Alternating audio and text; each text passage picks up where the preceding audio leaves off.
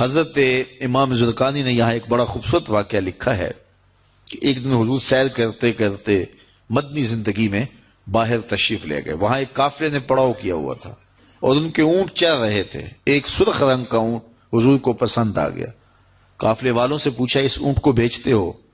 انہوں نے بیچنا تھا یا نہیں بیچنا تھا. حضور نے پوچھا تو کہا ہاں بیچتے ہیں.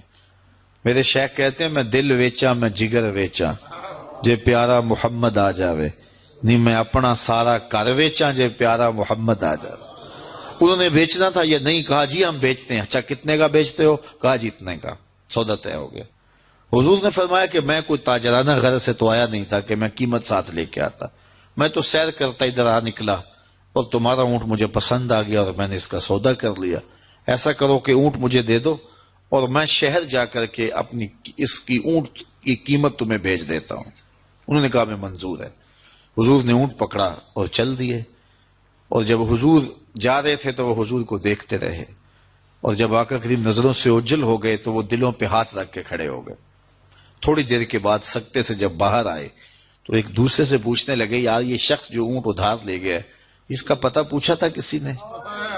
جب کسی کو نقد سودا دیا جائے تو اس کا عطا پتہ پوچھنے کی ضرورت نہیں ہوتی. اور جب کسی کو ادھار دیں تو یا آپ اسے جانتے ہو یا درمیان میں کوئی ضامن ہو یا کوئی چیز گروی رکھی جائے. اور کہا ایک شخص آیا تم نے اس کو اونٹ دے دیا اس کا پتہ بھی نہیں پوچھا, اس نے کوئی درمیان میں ضامن میں نہیں دیا, تم نے کوئی شے بھی گروی نہیں رکھی اس کی, تو یار تم سب کی عقل پہ پردہ آ گیا, اس کا پتہ تو پوچھ لیتے, قیمتی اونٹ لے گیا. ایک بولا یار جب وہ باتیں کرتا تھا منہ سے پھول جھڑتے تھے. اذا تکلم رؤیا کالنور یخرج من بین ثنایاہ. کہا میں تو اس منظر کو دیکھتا رہ گیا. دوسرا کہنے لگا یار جب وہ جو ہے وہ مسکراتا تھا سامنے والے پہاڑوں پہ عکس پڑتا تھا. اذا ضحک یتلالع فی الجدر. تیسرا بولا یار میں تو اس کی آنکھیں ہی دیکھتا رہ گیا. کیا خوب سجن دیاں اکھیاں نے, کیا خوب سجن دیاں اکھیاں نے جویں پر کے سرائیاں رکھیاں نے. تو اجے میرا یار نہیں ڈٹھا جنوں ویکھ کے چن شرماوے. ادھی راتیں دن چڑھ جاوے جیو رخ تو نقاب اٹھاوے. تے جے او نکلے سیر کرن نو سارا گلشن سیس نواوے. اتے دھرتی لف لف جاوے جے ہاتھ پھلاں وچ رکھدا ہاتھ پھلاں تو ود جاوے. نین نشیلے مست رسیلے وچ سونا کجل سہاوے. اکھ اگڑے تے انج پیا جاپے جویں میں خانہ کھل جاوے. توبہ توبہ حسن سجن دا چال نہ چلی جاوے. بجلی ڈردی لشک نہ مارے متا بے ادبی ہو جاوے. تے جے او کھولے پیچ زلف دے اتے راہی راہ پل جاوے. توبہ توبہ حسن سجن دا چال نہ چلی جاوے. علم خدا نے اینا دتا عقلاں وچ نہ آوے. عقل خدا نے اینی دتی علماں وچ نہ آوے. کی اعجاز نظر وچ او دی جو آوے وک جاوے. خلق او دے نے مولئی دنیا کوئی ودلائی جان بچاوے. آزم ایڈا سونا ماہی سانو کدرے نظر نہ آوے. انہوں نے کہا جو بھی ہوا تم اس کے حسن میں کھو گئے اور وہ قیمتی اونٹ اپنے حسن کا جادو جگا کے تم سے ہتھیا کے لے گیا. امام زرقانی لکھتے ہیں جب انہوں نے یہ کہا نا کہ قیمتی اونٹ ہتھیا کے لے گیا تو اب تک خاموش بیٹھی خیمے کے پردے کی اوٹ میں بیٹھی قافلے کے سردار کی بیوی نے خیمے کا پردہ سرکایا اور ان سے مخاطب ہو کے بولی انا ضامنۃ لسامان جمالکم لا یغدر بکم.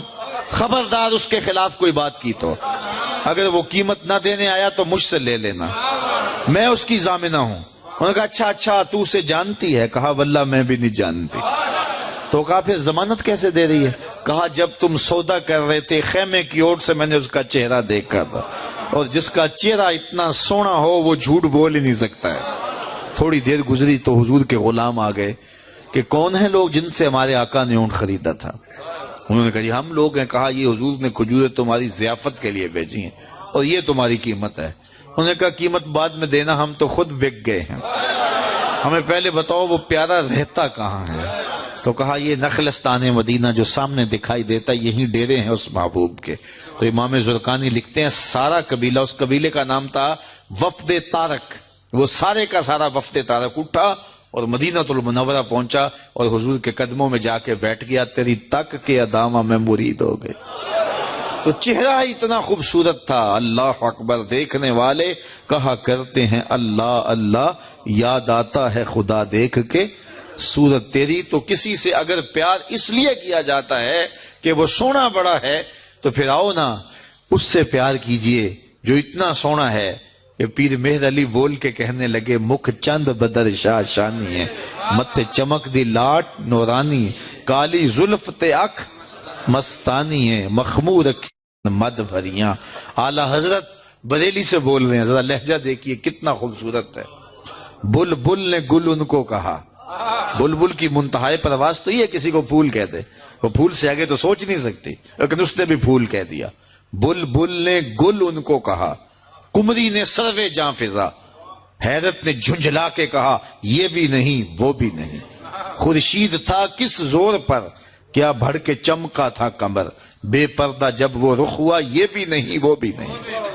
وہ حسن دیا اللہ نے اپنے محبوب کو، تو کسی سے اگر اس لیے پیار کیا جائے کہ وہ سونا بڑا ہے، تو مجھے بتاؤ کہ حضور جیسا سونا زمانے میں کوئی ہو سکتا ہے؟ اللہ اکبر، سارے حسن حضور کے قدموں سے پھوٹتے ہیں۔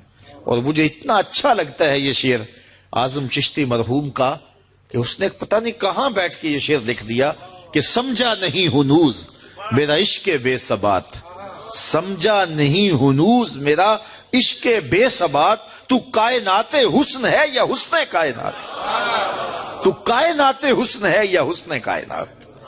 تو اگر کسی سے اس لیے پیار کیا جاتا ہے کہ وہ خوبصورت بہت ہے، تو پھر بتاؤ حضور کے حسن، یاد حضور کے چہرے کا جمال اور رنگ اور شان تو پھر حضور کا چہرہ ہے نا۔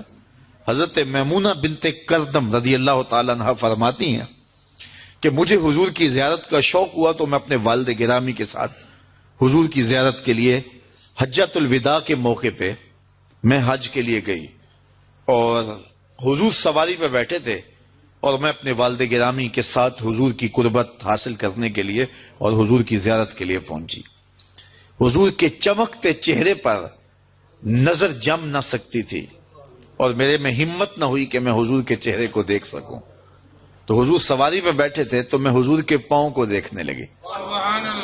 فرماتی ہیں کہ حضور کے انگوٹھے کے ساتھ والی جو انگلی تھی اس کا قد باقی انگلیوں کی مناسبت سے لمبا تھا۔ فرماتی ہیں ما نسیتو فی ما نسیتو طولا اصباحو، کہتی ہیں کہ آج تک اتنا عرصہ گزر گیا ہے، حضور کی مبارک انگوٹھے کے ساتھ والی انگلی کا حسن ہی میری نگاہوں سے زائل نہیں ہوتا۔ یار جس کی انگلی اور جس کے پاؤں کا حسن اتنا ہے، اس کے چہرے کی جمال کی کیفیت کیا ہوگی؟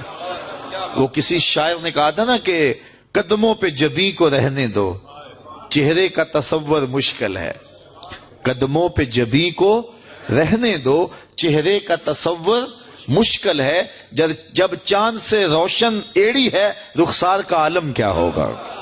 جب چاند سے روشن ایڑی ہے رخسار کا عالم کیا ہوگا؟ تو حضور علیہ السلام کے حسن اور حضور کے جمال کی وجہ سے اگر پیار کیا جائے تو پھر مجھے بتاؤ کہ حضور علیہ السلام سے بڑھ کر کائنات میں حسین کون ہو سکتا ہے، خوبصورت کون ہو سکتا ہے؟ تو اس لیے ہماری محبتیں اور ہماری عقیدتیں حضور کی بارگاہ میں دست بستہ حاضر ہوں۔ اب کسی سے اگر پیار کر لیا جائے تو اس پیار کے تقاضے کیا ہیں؟ بندہ جس سے پیار کرتا ہے اس کا کثرت سے ذکر کرتا ہے، اور یہ محفل میلاد اس عقیدت کا روپ ہے، محبت کے اس تقاضے کی تکمیل ہے۔ بندہ جس سے پیار کرتا ہے اس کا کثرت کے ساتھ ذکر کرتا ہے، اس کا جی چاہتا ہے کہ اس کا تذکرہ چھڑا رہے، اس کی باتیں ہوتی رہیں۔ رومی علیہ رحمہ جنہیں اقبال نے اپنا مرشد مانا ہے، ان کا کمال یہ ہے کہ وہ تمثیل سے بات کے سمجھانے کی عادت رکھتے ہیں۔ وہ اس نقطے کو بڑی خوبصورتی سے سمجھاتے ہیں کہ کسی نے مجنو کو دیکھا کہ ریت کے اوپر لیلا لیلا لکھ رہا ہے، تو اس نے رک کے پوچھا یہ کیا کر رہے ہو؟ تو گفت مشق نام لیلا می کنم خاطر خود را تسلی می دہم، اس نے کہا اپنے محبوب کا نام لکھ لکھ کے دکھی دل کو قرار دے رہا ہوں۔ تو رومی کہتے ہیں کہ اگر مجنو کو لیلا کا نام تسکین دیتا ہے تو امتی کو حضور کا نام تسکین نہیں دیتا۔ اور میں تو کہا کرتا ہوں میں خانہ سہارا دیتا ہے نہ جام سہارا دیتا ہے، ہم کو تو مدینے والے کا ایک نام سہارا دیتا ہے۔ ٹھنڈ پڑ جاتی ہے سینے میں جب کسی کے لبوں پہ اس مبارک نام کا چراغاں ہوتا ہے، تو جس سے پیار کیا جاتا ہے اس کا کثرت سے ذکر کیا جاتا ہے۔ میاں صاحب نے بھی اپنے انداز میں کہا ہے نا، جو کسی دا عاشق ہوئے تے گل اسے دی کردا، 100 مکر بہانے کر کے مرنے اس دے مردا۔ جب محبت کسی سے ہو تو پھر اس کا تذکرہ کسی نہ کسی بہانے چھڑا جاتا ہے۔ یہ نہیں ہو سکتا کہ طبیعت اچاٹ ہو جائے کہ یہ بات چھوڑو بھی نا۔ میں مختلف جگہوں پہ جاتا ہوں تو بعض لوگ پرچیاں دیتے ہیں جناب میلاد النبی کے ثبوت کے حوالے سے بھی کوئی بات کیجئے، تو میں کہتا ہوں کہ دلائل کی زبان میں ہمارے علماء بات کرتے ہیں اور کمال کر دیتے ہیں، لیکن میں کہا کرتا ہوں اپنے سادے لہجے میں، کیا حضور کے ذکر کے لیے بھی دلیل